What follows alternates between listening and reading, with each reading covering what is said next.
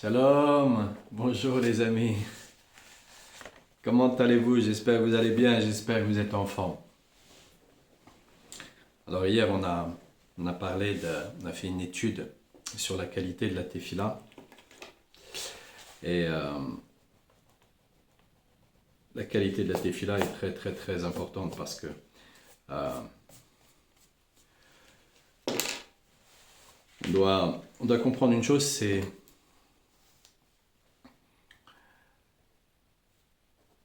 l'adaptabilité.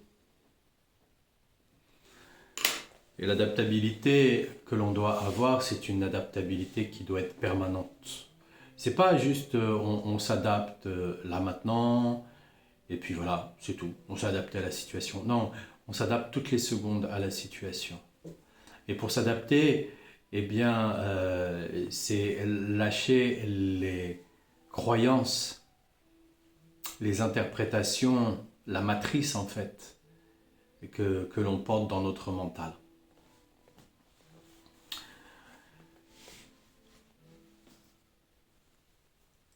Et ça, c'est pas simple. C'est pas simple parce qu'on est compliqué. C'est pas simple parce que lorsque la Emouna, elle nous touche, eh bien la Emouna, elle est pas fragmentée. La Emouna, elle est pleine. Mais par contre, quand elle nous touche, elle nous défragmente. Elle nous met un petit bout à droite de cette soi-disant connaissance, un petit bout à gauche de cette soi-disant connaissance, et ainsi de suite, ainsi de suite, ainsi de suite. Elle éclate, elle éclate. Elle éclate pas tout d'un seul coup, parce que si elle éclatait tout d'un seul coup, euh, l'individu serait perdu. Il serait perdu, on remonterait beaucoup trop vite à la surface et on n'y arriverait pas. Beaucoup trop vite à la surface et on n'y arriverait pas. Et en plus, aujourd'hui, dans ce déluge d'hérésie, où même quand on va remonter la tête au-dessus de l'eau, eh bien, on va s'apercevoir qu'il y a une pluie, il y a une pluie d'hérésie, il y a une pluie d'hérésie, et que on passera pas forcément entre les gouttes, et que la seule façon qui nous permettra de résister à ces gouttes et de pas se sentir comment dire frappé par une goutte qui est trop lourde, bien c'est d'avoir travaillé la Emouna et d'avoir travaillé la Emouna chaque seconde, chaque seconde, chaque seconde, chaque seconde. Si on ne travaille pas la Emouna chaque seconde, alors à ce moment-là, on a tendance à faire confiance. Là, d'une manière, d'une façon, avec un automatisme, avec des réflexes dont on ne devrait pas faire confiance. Et on ne devrait pas parce que faire confiance, bien souvent, c'est en relation avec nos propres informations. Et donc, ces informations que l'on a en soi, on croit que c'est comme ça. Ah, si la personne elle arrive à l'heure, alors c'est que la personne elle est bien. Ah, si la personne elle arrive en retard, alors c'est qu'elle n'est pas bien. S'il fait un sourire là à ce moment-là, c'est que ça va. Ah, s'il fait la tête, ah, c'est que ça va pas. Ah, s'il crie, c'est que ça va pas. Ah, s'il est joyeux, c'est que ça va. On a, on a une fausse matrice. On a une base de données qui est totalement faussée. Donc on va faire confiance avec une base de données totalement faussée. Vous vous rendez compte? Exactement comme ça s'est passé à- avec le virus qu'il y a eu. Et tous les gens qui, malheureusement, eh bien, ont accepté, ont accepté ce vax. Alors à ce moment-là, ben oui, ils ont fait confiance avec les informations qu'ils avaient. Ils ont fait confiance avec la base de données qu'ils avaient. Il y a personne en fait qui est à pointer du doigt là-dedans. C'est tout simplement savoir se remettre en question et savoir surtout s'adapter. Parce qu'il y a des gens, ils se remettent en question. Ah, ils se remettent vraiment, vraiment en question. Mais la difficulté à s'adapter est complexe. Parce que la difficulté à s'adapter, parfois, c'est ah, j'ai payé un billet d'avion très très cher et là maintenant on me demande de me faire picouser pour pouvoir prendre l'avion. Alors, je ne vais pas perdre mon billet d'avion, je vais me faire picouser. Non, c'est que de l'argent. C'est que de l'argent. Donc l'adaptabilité, c'est savoir perdre pour pouvoir gagner. Et c'est savoir gagner alors qu'en vérité, on a perdu. Et quand on est dans un état d'adaptabilité, alors tout devient différent. Tout devient différent. Savoir se remettre en question, c'est savoir s'analyser pour un mot, pour une phrase. Pas tout gober, pas tout gober. Ce dont j'ai l'habitude de dire, c'est pratiquer. Pratiquer l'étude et vous verrez que l'étude, elle est vraie. Mais étudier tout simplement l'étude ne vous permettra pas de la pratiquer. Pratiquez l'étude et vous verrez qu'elle est vraie. Et si c'est difficile de pratiquer cette étude aujourd'hui de l'adaptabilité, alors il y en a, je ne sais plus combien de vidéos j'ai fait derrière, qui vous les reprenez, on les reprend et on retravaille dessus pour petit à petit arriver à comprendre ce que c'est que le changement, l'adaptabilité. Comprendre que c'est comme ça que Hachem nous veut. Que cette matrice que l'on a à l'intérieur, avec laquelle même on est né, est fausse. Elle est fausse. Elle est fausse. Elle est vraie dans certaines catégories, c'est-à-dire des catégories basées sur nos besoins. Mais les autres, c'est faux. Regardez aujourd'hui, voilà, aujourd'hui il va y avoir la farine à base de verre. Donc aujourd'hui, si vous souhaitez aller au restaurant, vous devez vous renseigner sur quelle farine. Et il faut absolument qu'ils mettent un papier dans leur restaurant pour qu'ils puissent expliquer que voilà, lui il fait ça et l'autre il fait pas ça. Et là, vous allez voir énormément de restaurateurs bien, qui sont dans des impasses. Dans des impasses. Mais que tout ça, en vérité, c'est fait pour qu'on s'adapte. Qu'on s'adapte à quoi? À lâcher. À lâcher cette matrice de société qui n'a qu'une seule idée en tête. C'est une idée morbide. Donc Rabbi Nachman, il nous parle et il nous dit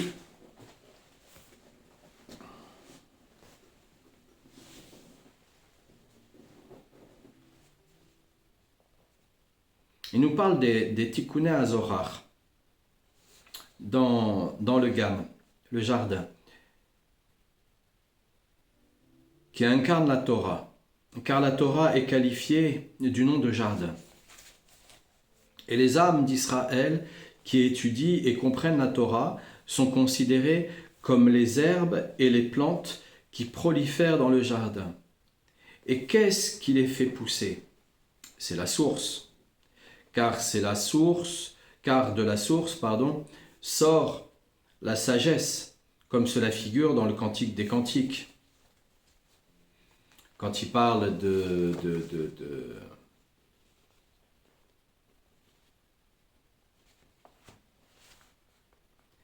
Menin Ganim, la source des jardins. Et d'où reçoit-on la sagesse et le discernement liés à la source? D'où est-ce qu'on reçoit la sagesse et le discernement qui est lié à la source? Ils sont issus de la prière, comme on le trouve écrit dans Yoël 4, verset 18, « Et une source sortira de la maison de Dieu. » Et il s'agit de la prière, d'après le verset d'Isaïe 56, verset 7, qui désigne la maison de Dieu par maison de prière. Donc la tefila, elle est là pour qu'on s'adapte. La tefila, elle est là pour qu'on évolue. La tefila, elle est là pour qu'on puisse gagner en discernement. La tefila, elle est là pour qu'on puisse gagner en sagesse. Car la prière permet d'amener à sa réalisation ce qui existait en potentiel. Il y a toujours un départ, il y a toujours un potentiel. Donc, que font les gens qui ne croient pas en Dieu? Ils travaillent. Ils travaillent dur. Ils étudient. Ils répètent. Ils répètent. Ils tombent pour les meilleurs et ils se relèvent. Et ils travaillent. Ils rencontrent des gens qui les induisent en erreur, ils rencontrent des gens qui les volent, ils rencontrent des gens qui les aident, ils rencontrent des gens qui les soutiennent. En vérité, ils vont rencontrer pratiquement les mêmes individus que nous on rencontre. Nous qui croyons en Hachem. Mais il y a une totale différence. Totale différence.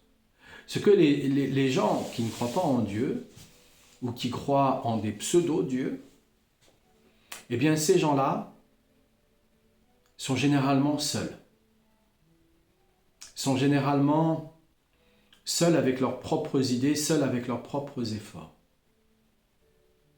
Donc s'ils n'ont pas donné le maximum dans leur jeunesse, ensuite, il n'y aura rien qui va se passer. Et bien souvent, on le voit. On le voit parce que bien souvent, ils dépassent un certain âge et là, ils deviennent aigris, les pauvres.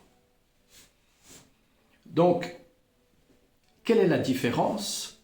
La différence, c'est que nous, on s'adresse à Hachem dans l'Hitbo des doutes. Alors, on va faire l'Hitbo des doutes le soir, dans un commencement.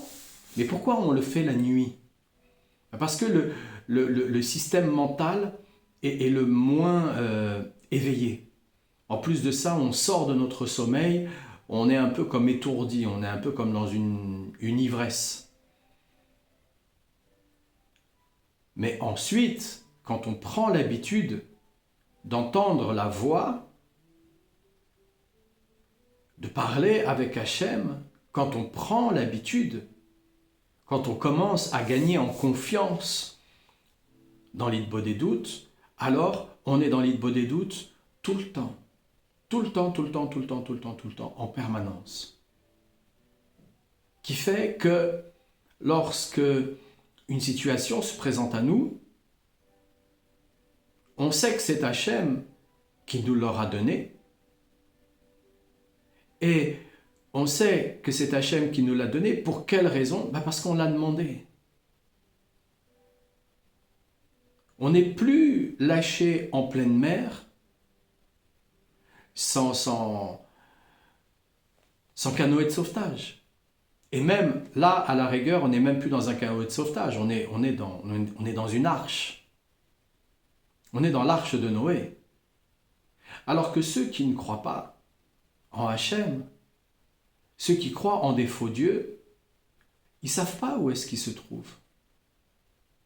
Dans leur tête, ça fluctue, il y a des tempêtes. Bien souvent, ils n'arrivent pas à bien dormir. Bien souvent, ils sont perturbés. Bien souvent, ils vont vers le burn-out. Bien souvent, ils font des tels choix que ces choix sont malheureusement catastrophiques. Donc la tefila, elle est là parce qu'elle nous permet de gagner en sagesse. La plupart des gens, c'est pas de la sagesse qu'ils ont, c'est Google. Ils ont de la connaissance. Ils ont fait un peu d'études, ils ont de la connaissance, ou alors ils ont Google, mais ils n'ont pas de la sagesse. Il y a des paroles, oui, il y a des paroles de sagesse sur Google, mais ce n'est pas de la sagesse, ça n'a rien à voir. La sagesse, c'est savoir s'adapter aux situations quand elles sont présentes. Et de garder toujours à l'esprit qu'on est attaché à Hachem, qu'on est attaché au Tzadik Yesod Olam.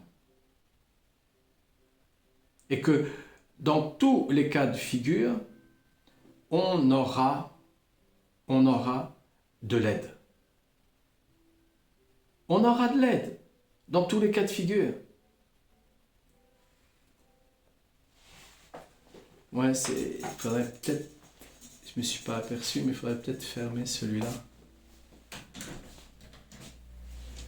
Parce que là, d'un seul coup, avec le soleil, on voit un visage et je regardais pas du tout l'écran, donc je voyais pas.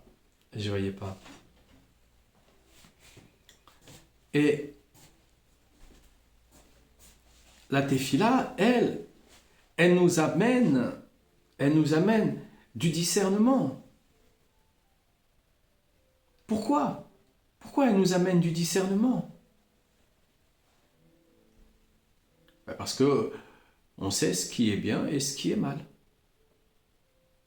Mais quand on voit aujourd'hui dans notre société où tout est totalement mélangé,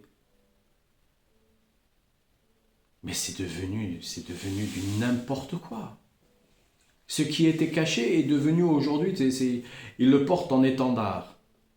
Donc, c'est devenu du n'importe quoi.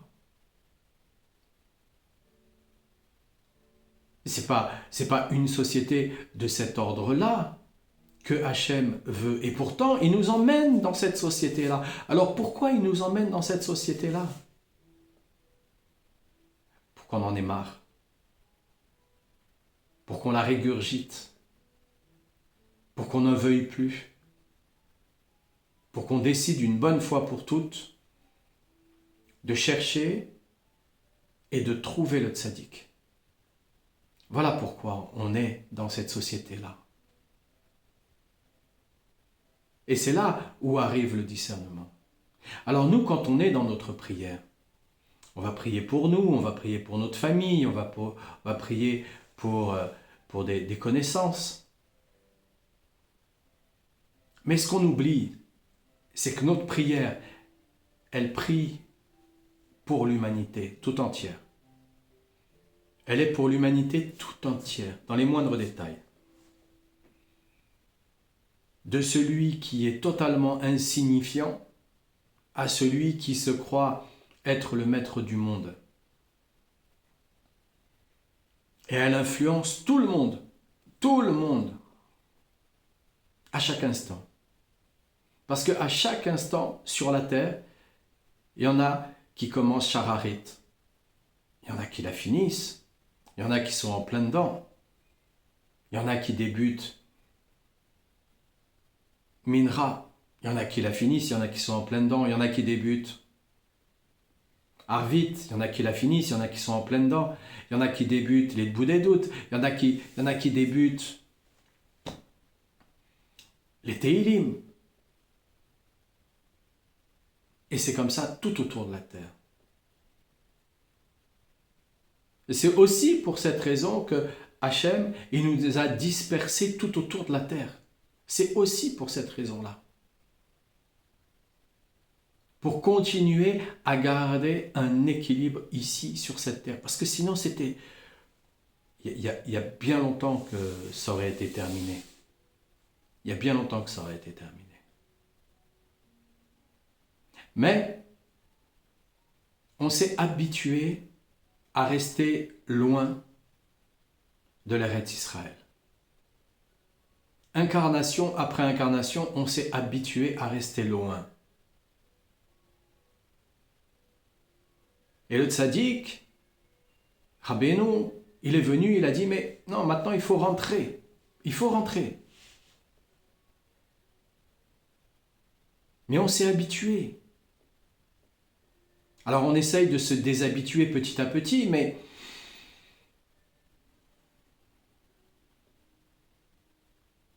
c'est pas évident. Alors Hachem, il donne des situations comme on peut vivre aujourd'hui, il donne des situations pour nous pousser délicatement vers l'extérieur. Délicatement.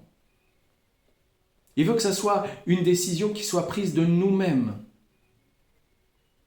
Qu'on puisse bénéficier de la décision. Qu'on puisse bénéficier d'avoir utilisé ce libre arbitre dans ce sens-là. Il ne veut pas nous brusquer. Alors de temps en temps, il en brusque quelques-uns. Oui. Ils étaient trop figés dans le ciment. Parce que parfois, on est dans le ciment de nos propres pensées. On appelait ça avoir la nuque raide, avoir de l'orgueil. Ou, malheureusement, avoir un choc émotionnel. Mais un choc émotionnel peut nous emmener à avoir la nuque raide et à devenir orgueilleux. Donc, dans tous les cas de figure, Hachem, ce qu'il nous fait, il nous le fait pour notre bien. Mais c'est exactement comme enlever un pansement sur des poils. Ça fait mal. Ça fait mal parfois. Alors on va dire, oui, on n'a qu'à utiliser un glaçon, et puis avec un glaçon, c'est moins douloureux. Oui, ça tire quand même les poils. Il y en a quand même quelques-uns qui partent, c'est juste la zone qui est un peu anesthésiée. Alors oui, il nous anesthésie parfois, il nous anesthésie. Il nous donne une meilleure parnassa, et il nous donne une envolée, il nous porte à un niveau, il nous fait voyager, aller dans d'autres pays, rencontrer d'autres peuples. Il nous anesthésie petit à petit, il nous anesthésie pour nous débrancher totalement. Qu'on ne vienne plus utiliser notre matrice qui n'a qu'une seule utilité, c'est combler nos besoins. Et nos besoins, c'est quoi? C'est boire, manger, dormir, nous reproduire pour nous multiplier dans nos familles. Ça s'arrête à ça, nos besoins. Alors, petit à petit, on y va. Alors certains disent, oui, mais ça ne va pas assez vite. Oui, mais on est conditionné. On n'a pas encore la émouna totale. Parce que la émouna, quand elle arrive vers nous, elle nous fait peur. Elle nous met dans la crainte. C'est une lumière trop intense, trop condensée. Elle nous fait peur. Parce que nous, on est fragmentés. On dit non, non, mais moi je vais. Oh là là, oh là là, oh là là, j'ai de l'eau chaude, j'ai un réfrigérateur, il est plein. Oh, j'ai un lit douillet. Oh là là, oh, oh j'ai des bonnes chaussettes. Oh, j'ai un bonnet. Oh, oh là là, non, non, non. Oh, il fait trop chaud. Oh, il fait trop froid. Non, non, non. Elle nous fait peur, elle nous dérange. Alors, on est dans une perfusion dès notre entrée sur la terre. On est dans une perfusion. Une perfusion des mounas. Ça va, c'est du goutte à goutte. C'est tout petit, tout petit, tout petit, tout petit, tout petit, tout petit. Et tant qu'on ne se débranche pas, c'est-à-dire qu'on continue à croire en Hachem, qu'on continue à croire au Tzaddik et Sodolam, tant qu'on ne se débranche pas, on reçoit le goutte à goutte. Mais si on se débranche, on continue à croire en Hachem, mais on ne croit pas au Tzaddik Yesod Olam, alors à ce moment-là, le goutte à goutte, c'est un coup je te prends, un coup je te prends pas, puisque c'est comme je veux. Mais ça n'a jamais été comme je voulais, moi. Non. Mon libre arbitre, je dois l'utiliser pour la prière. C'est pas comme je veux, moi. On me fait croire que c'est comme je veux, moi. Oui. On me fait croire. Mais on a un mazal, avec des choses qui sont bien définies. On voit bien. Un jour, j'ai rencontré une dame, j'avais un cabinet à Lyon, et un jour, j'ai rencontré une dame qui est venue me voir et qui m'a dit, voilà, je viens vous voir, vous êtes un peu mon dernier recours. J'étais avec un homme, et pendant 7 ans, cet homme, il m'a battu, il m'a maltraité. Ensuite, j'ai réussi à m'extirper de cette relation très perverse. Et je me suis mis à l'écart. J'ai plus voulu être avec des hommes. J'ai travaillé sur moi. J'ai été voir des thérapeutes. J'ai été voir. Travailler sur moi. Je travaillais sur moi. Et je dis d'accord. Et ça fait combien de temps pendant combien de temps vous avez fait ça? Elle dit, bah écoutez, j'ai fait le double, je suis resté 14 ans sans avoir de relation. D'accord, ok. Et donc pourquoi vous êtes venu me voir? Eh bien voilà, je suis venu vous voir parce que ça fait 3 ans que je suis avec un homme et en fait je me suis extirpé parce que en fait cet homme, il me maltraite. Qu'est-ce qui se passe? Qu'est-ce que je dois comprendre?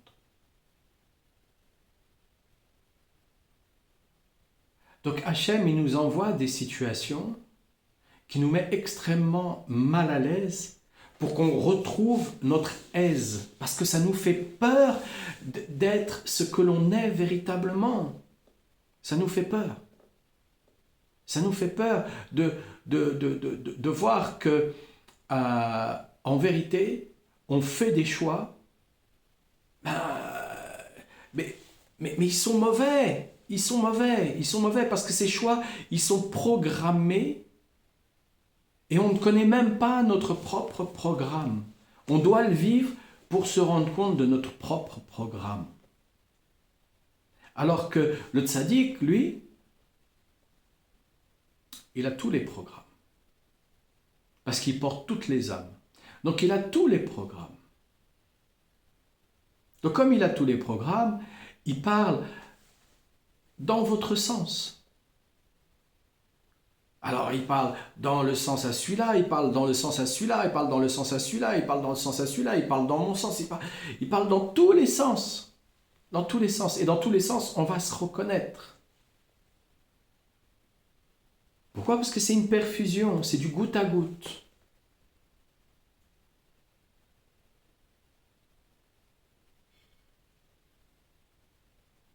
Cette dame, elle a entendu les conseils que je lui ai donnés. Et Dieu merci, jusqu'à aujourd'hui, elle est en paix. Dieu merci, jusqu'à aujourd'hui, elle a su véritablement quel genre d'homme elle devait choisir. Et c'était totalement l'inverse de ce qu'elle pensait. Totalement. Non, elle a les critères. Critères de quoi? Critères de quoi? On ne se comprend déjà pas, alors qu'est-ce qu'on va essayer de comprendre l'autre? Non, non, non, non. Il faut se connaître un peu. Il faut regarder tous les critères que l'on a choisis pour aller dans cette direction et que cette direction, elle a été très très mauvaise. Il faut regarder tous ces critères et se dire, ben voilà, je mets tous ces critères sur une feuille, je trace un trait au milieu et je mets tous les inverses. Et tous les inverses, tout ce que j'ai pas essayé, tout ce que j'ai pas essayé, bien entendu,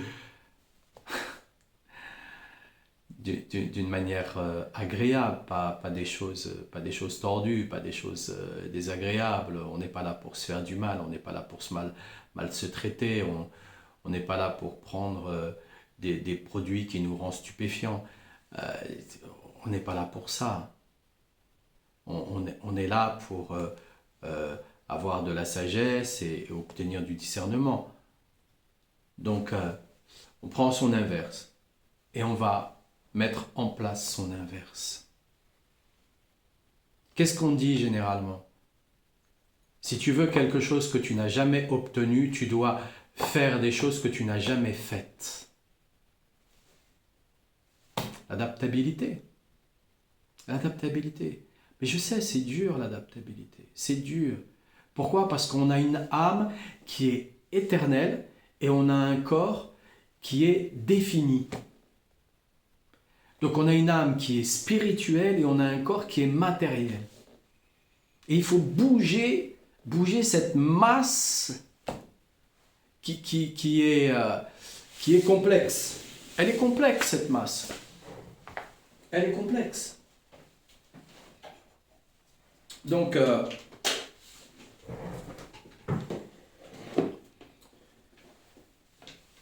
c'est pas simple.